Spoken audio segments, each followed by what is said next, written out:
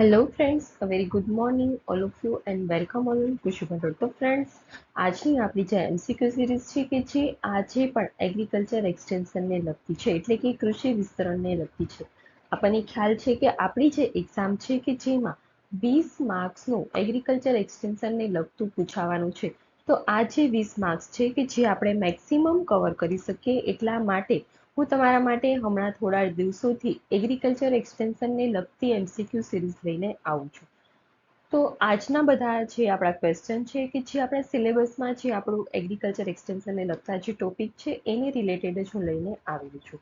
તો ફ્રેન્ડ્સ, આપણે આજની શરૂઆત કરીએ લેક્ચરની. એની પહેલાં તમે આપણી ચેનલ કૃષિ ભંડોળ છે એની લાઈક કરો, શેર કરો અને સબસ્ક્રાઇબ કરો.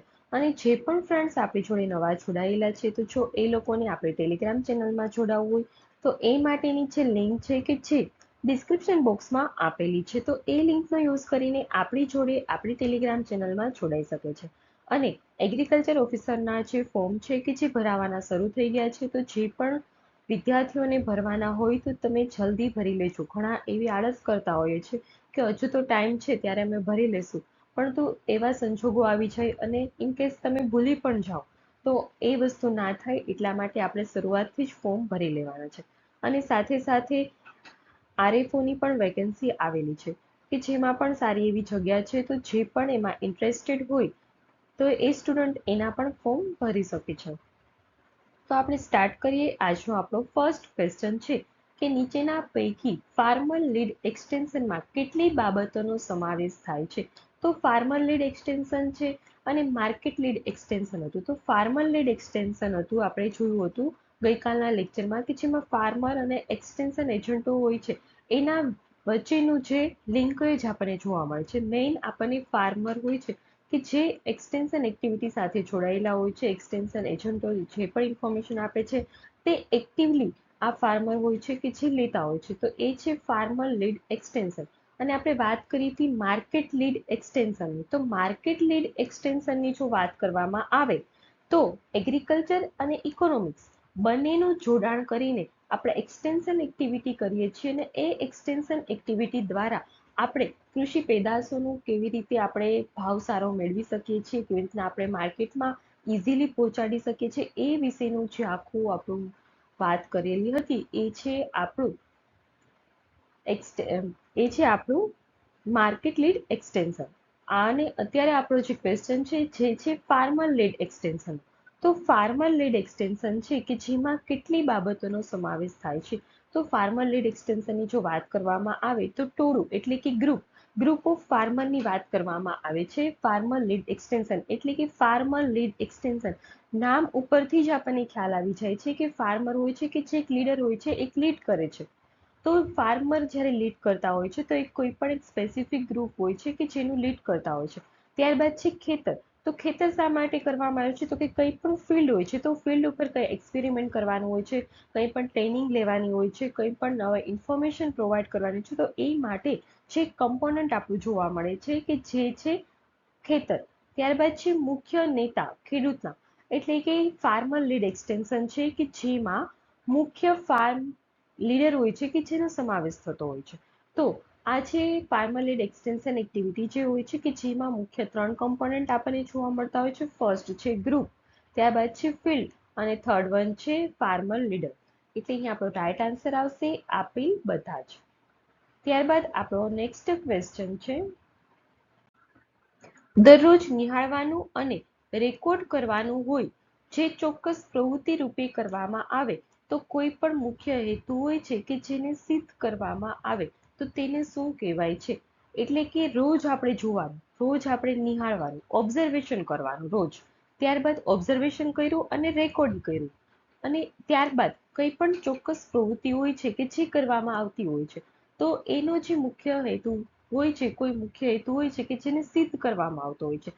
એટલે કે કંઈ પણ મેઇન પર્પઝ હોય છે કે જે પર્પઝને આપણે એ ફાઇનલ સ્ટેજ સુધી લઈ જવા માટે આપણે એનું રોજ ઓબ્ઝર્વેશન કરીએ છીએ અને રેકોર્ડિંગ કરતા હોય છે એક સ્પેસિફિક પ્રવૃત્તિ દ્વારા. તો એને આપણે શું કહેવામાં આવે છે? તો એને આપણે મોનિટરિંગ કહેવામાં આવે છે. શું કહેવામાં આવે છે? મોનિટરિંગ. મોનિટરિંગની જો વાત કરવામાં આવે તો ઘણી વખત આપણે કોઈ પણ નવું રિસર્ચ કરતા હોય છે, નવી ફોર એક્ઝામ્પલ નવી વેરાયટી આપણે ડેવલપ કરતા હોય છે. તો નવી વેરાયટી જ્યારે આપણે ડેવલપ કરતા હોય છે તો શરૂઆતમાં આપણે અલગ અલગ જે જીનોટાઈપ હોય છે કે ફિનોટાઈપ હોય છે એનું આપણે કોમ્બિનેશન કરતા હોય છે, અને એ જે કોમ્બિનેશન કરતા હોય છે ત્યારબાદ એમાં કેવી રીતે પ્રોસેસ થાય છે એ રોજ આપણે એને જોતા હોય છે, ઓબ્ઝર્વેશન કરતા હોય છે, અને એ જે ઓબ્ઝર્વેશન હોય છે એને આપણે રેકોર્ડ કરતા હોય છે. તો એ ઓબ્ઝર્વેશનનું અને રેકોર્ડિંગ જે કરતા હોય છે એની આખી જે પ્રોસેસ છે કે જે શા માટે આપણે કરીએ છીએ, તો કે કંઈ પણ નવી વેરાયટીને ડેવલપ કરવા માટે, તો એને શું કહેવામાં આવે છે, તો મોનિટરિંગ કહેવામાં આવે છે. ઘણી વખત આપણે કોઈ પણ ફિલ્ડમાં કંઈ રિસર્ચ કરતા હોઈએ છીએ તો કેટલા પેસ્ટ અને ડિઝીઝ છે એના ઉપર ફોર એક્ઝામ્પલ આપણું રિસર્ચ હોય છે.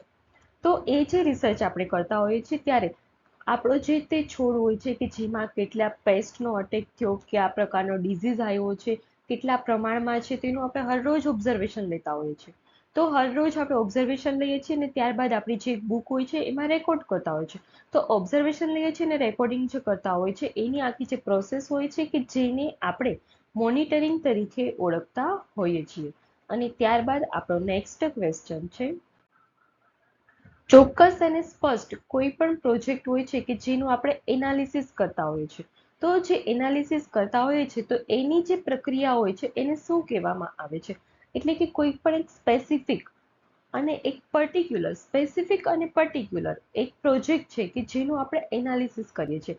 કંઈ પણ વસ્તુનું આપણે ડીપમાં એનાલિસિસ કરતા હોઈએ છીએ તો એની આખી જે પ્રોસેસ હોય છે તો એને આપણે શું કહીએ છીએ, તો એ જે પ્રોસેસ હોય છે કે જેને આપણે ઇવેલ્યુએશન તરીકે ઓળખતા હોઈએ છીએ.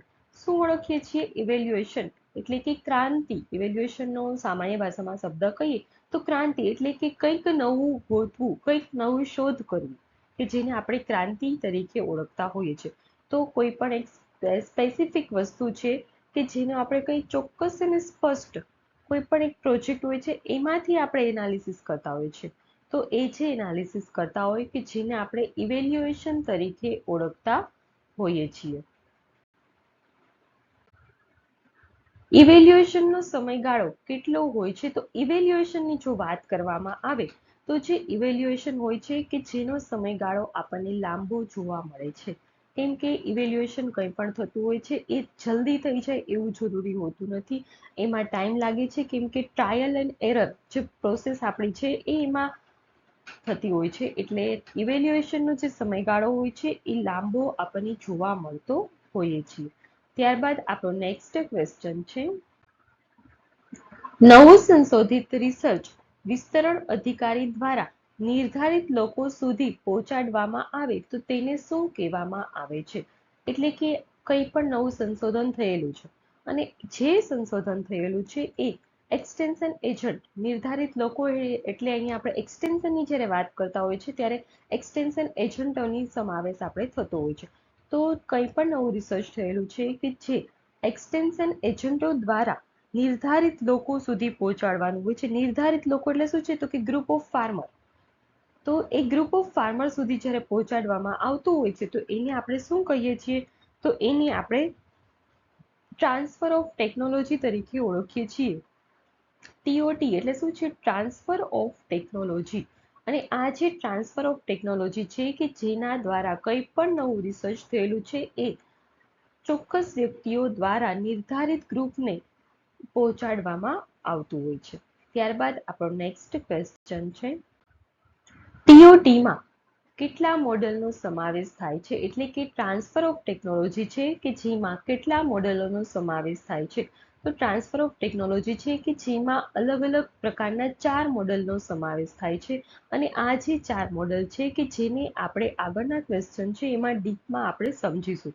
અને આ જે ટ્રાન્સફર ઓફ ટેકનોલોજીના જે મોડેલ છે કે જે ખૂબ જ ઇમ્પોર્ટન્ટ હોય છે, અને આ જે મોડેલ છે કે જેનો પ્રિન્સિપલ આપણે જોતા હોઈએ છીએ, ઇવન અત્યારે પણ રિસેન્ટ ટાઈમમાં પણ ટ્રાન્સફર ઓફ ટેકનોલોજીના 4 જે મોડેલ હોય છે કે જેને આપણે ક્યાંક ને ક્યાંક આપણી રૂટીન લાઈફમાં અથવા તો આપણી આસપાસની લાઈફમાં આપણે ફીલ કરતા હોઈએ છીએ.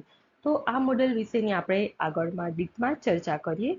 આપણો નેક્સ્ટ ક્વેશ્ચન છે, TOTમાં મુખ્ય મોડેલ કયું છે?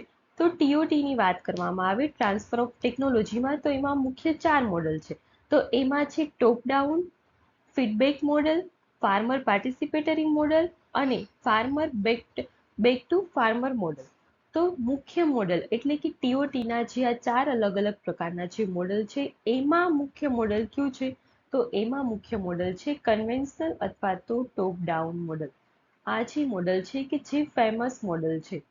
ત્યારબાદ આપણો નેક્સ્ટ ક્વેશ્ચન છે, નીચેના પૈકી કોણ ટીઓટીનું ઉદાહરણ છે? એટલે કે નીચેના પૈકી ટ્રાન્સફર ઓફ ટેકનોલોજીનું ઉદાહરણ કોણ છે? તો ટ્રાન્સફર ઓફ ટેકનોલોજીનું જો ઉદાહરણની વાત કરવામાં આવે તો એમાં આત્મા છે. શું છે આત્મા? તો આત્મા શું છે એના વિશે આપણે આગળ વાત કરી ગયા છીએ કે આત્મા જે છે કે જે ખેડૂતો હોય છે એને કઈ ચોક્કસ પ્રકારની ઇન્ફોર્મેશન પ્રોવાઈડ કરે છે, પણ શેના દ્વારા? તો કે એક્સટેન્શન એજન્ટો દ્વારા. અને આ આત્મા જે છે કે જે ટૂંકા અથવા તો લાંબા ગાળાની કંઈ પણ ટ્રેનિંગો હોય છે એ યોજે છે, ત્યારબાદ કંઈ પણ નવું રિસર્ચ થયેલું હોય છે તો એ જે રિસર્ચ હોય છે કે જે ખેડૂતો સુધી પહોંચાડવાનું કાર્ય કરતું હોય છે. એટલે આત્મા છે કે જે ટ્રાન્સફર ઓફ ટેકનોલોજીનું એક બેસ્ટ એક્ઝામ્પલ છે. ત્યારબાદ આપણો નેક્સ્ટ ક્વેશ્ચન છે, ટોપ ડાઉન મોડલની મુખ્ય લાક્ષણિકતાઓ જણાવો. તો ટોપ ડાઉન જે મોડલ છે કે જે ફેમસ મોડલ છે, મુખ્ય મોડલ છે, જેને આપણે કન્વેન્શનલ મોડલ તરીકે પણ ઓળખતા હોઈએ છીએ. તો આ જે ટોપ ડાઉન મોડલ છે કે જેના મુખ્ય લાક્ષણિકતાઓ કેરેક્ટરિસ્ટિકની જો વાત કરવામાં આવે તો ટોપ ડાઉન જે મોડલ છે કે જેમાં ખેડૂતો અને જે વિસ્તરણ અધિકારી હોય છે એના વચ્ચેનો જે સંબંધ હોય છે એ આપણને નહીવત જોવા મળે છે. કેવો જોવા મળે છે? નહીવત. આ ટોપ ડાઉન મોડલ છે કે જેમાં નહીવત ખેડૂતો અને વિસ્તરણ અધિકારી વચ્ચેનો આપણને સંબંધ જોવા મળતો હોય છે.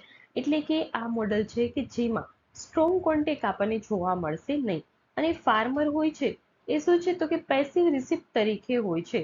શું હોય છે? પેસિવ રિસિપ્ટ તરીકે. શા માટે? તો કે આપણે જોયું કે ખેડૂતો અને વિસ્તરણ અધિકારી હોય છે એના વચ્ચેનો જે રિલેશન હોય છે એ નહીવત જોવા મળે છે. એટલે એક્ટિવ ફોર્મમાં કોણ હશે? તો કે વિસ્તરણ અધિકારીઓ હશે. અને પેસિવ ફોર્મમાં કોણ હશે? તો ખેડૂતો આપણને જોવા મળશે. ત્યારબાદ ખેડૂતો હશે કે જે નવી ટેકનોલોજીને સ્વીકારે છે.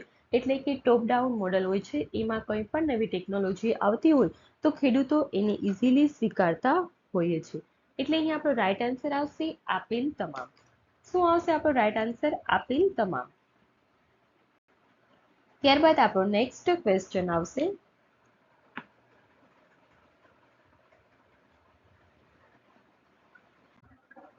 ટ્રેનિંગ એન્ડ વિઝિટ સિસ્ટમ માટે કયું મોડેલ જરૂરી છે?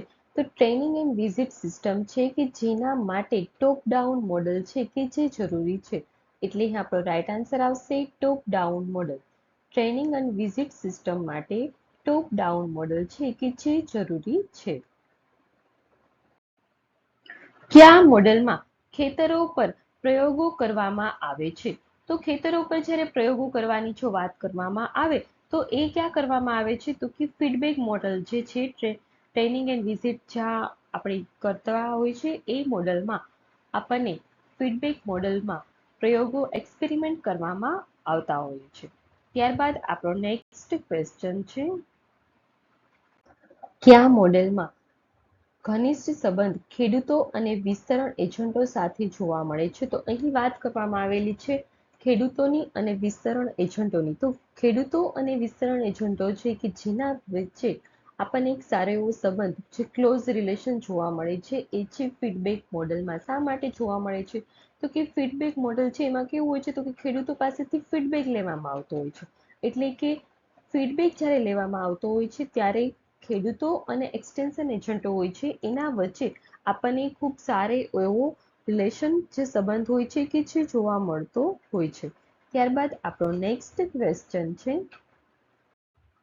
કયા મોડેલમાં કૃષિ સાયન્ટિસ્ટ વધારે ઉત્સુક અને રસ દાખવતા જોવા મળે છે? તો કૃષિ સાયન્ટિસ્ટની જો વાત કરવામાં આવે તો કૃષિ સાયન્ટિસ્ટમાં ફાર્મર પાર્ટિસિપેટરી મોડલ છે કે જેમાં વધારે ઇન્ટરેસ્ટિંગ આપણને જોવા મળે છે. ત્યારબાદ આપણો નેક્સ્ટ ક્વેશ્ચન છે, કયા મોડેલમાં સંશોધનની શરૂઆત અને અંત ખેડૂતોથી થાય છે? તો farmer back to farmer model છે કે જેમાં સંશોધનની શરૂઆત અને અંત બંને ખેડૂતોથી થતી આપણને જોવા મળે છે. એટલે અહીં આપણો રાઈટ આન્સર આવશે farmer back to farmer model.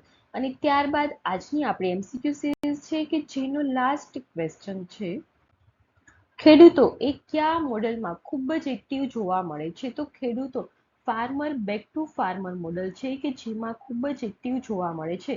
અને આ જે ટોપ ડાઉન મોડેલ છે કે જેમાં એક્સટેન્શન એજન્ટો હોય છે એ આપણને ખૂબ જ એક્ટિવ જોવા મળે છે. ક્યાં જોવા મળે છે? એક્સટેન્શન એજન્ટો એક્સટેન્શન એક્સટેન્શન જે એજન્ટ હોય છે કે જે આપણને ખૂબ જ એક્ટિવ જોવા મળે છે. એટલે કે કૃષિ વિસ્તરણ અધિકારીઓ જે હશે કે જે ટોપ ડાઉન મોડેલ છે એમાં વધુ એક્ટિવ જોવા મળે છે, પરંતુ farmer back to farmer model છે એમાં આપણને ખેડૂતો જે છે એ ખૂબ જ એક્ટિવ જોવા મળે છે. તો ફ્રેન્ડ્સ, આજની એમસીક્યુ સિરીઝ છે કે જે અહીં પૂર્ણ થાય છે. કાલે આપણે ફરી મળીશું નવી એમસીક્યુ સિરીઝ સાથે. ત્યાં સુધી તમે આપણી ચેનલ કૃષિ ભંડોળ છે એને લાઈક કરો, શેર કરો અને સબસ્ક્રાઇબ કરો. અને જે પણ ફ્રેન્ડ્સ આપણી જોડે નવા જોડાય છે, તો જો એ લોકોને ટેલિગ્રામ ચેનલમાં જોડાવવું હોય તો એ માટેની લિંક છે ડિસ્ક્રિપ્શન બોક્સમાં છે. તો એનો યુઝ કરીને આપણે ટેલિગ્રામ ચેનલમાં જોડાઈ શકે છે. Thank you.